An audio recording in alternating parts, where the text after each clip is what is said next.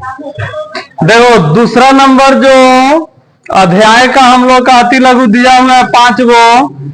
पहला क्वेश्चन है हम लोग का पूंजीवाद क्या है ना। पूंजीवाद का तो नाम सुना ही है सब तुम लोग, लेकिन पूंजीवाद के बारे में जानता नहीं है सब। पूंजी के बारे में जानता है सब ना, कैपिटल पैसा। देखो यहाँ पे है तनी चल रहा सुधारो सब, नहीं तो तुम लोगों को मिल जाएगा, दिमाग होश में आ जाएगा। लिखे हैं हम लोग ऐसी व्यवस्था जिसमें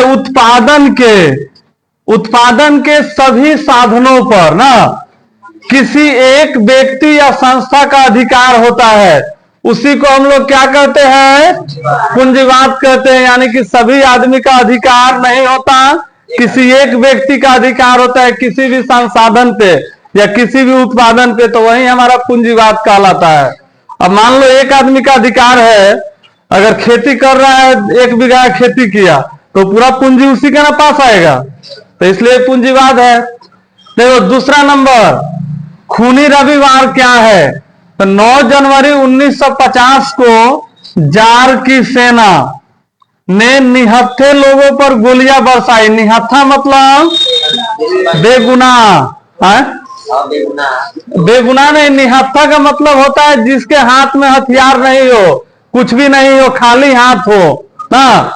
तो 9 जनवरी 1950 को जार की सेना ने निहत्थे लोगों पर गोलियां बरसाई, जिसमें हजारों लोग मारे गए। जिस तरह हम लोगों के यहाँ जालियांवाला बाग हत्याकांड हुआ था, जिसमें जनरल डायर गोली चलाया था। जालियांवाला बाग का मतलब क्या हुआ, बाघ नहीं, एक बाग है, पार्क का नाम है।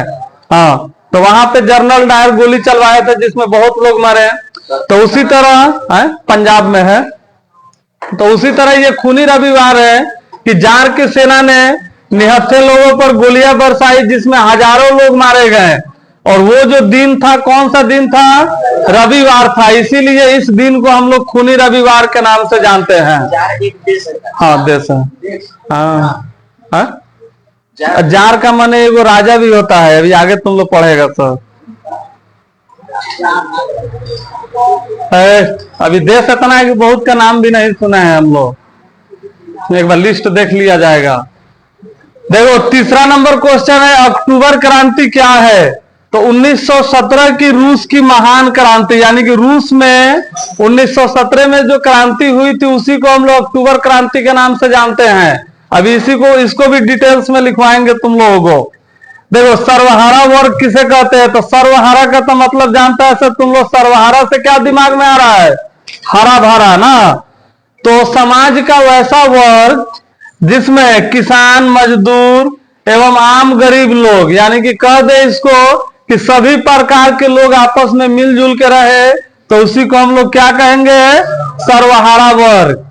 यहाँ पे क्रांति से पूर्व रूसी किसानों की स्थिति कैसी थी, तो क्रांति से पूर्व यानी कि रूस में जब क्रांति शुरू नहीं हुआ था तो उससे पहले किसानों की स्थिति काफी दयनीय थी। दयनीय का मतलब हाँ, लाचारी, खराब था। वे लोग करों से दबे हुए थे। कर मतलब कर्जा नहीं, टैक्स। हाँ, सरकार ज्यादा टैक्स ले रहा था किसान से। हाँ? कर माने टैक्स होता है, कर्ज नहीं, टैक्स अलग हो गया। ये कर जो होता है ना, अभी हम लोग कर देते हैं सरकार को, हाँ? देते हैं कर। तो किसान जब खेती करते थे तो राजा अपने सिपाहियों को भेजकर जितना अनाज होता था उस हिसाब से उन लोगों से अनाज ले लेता था और छोड़ देता था।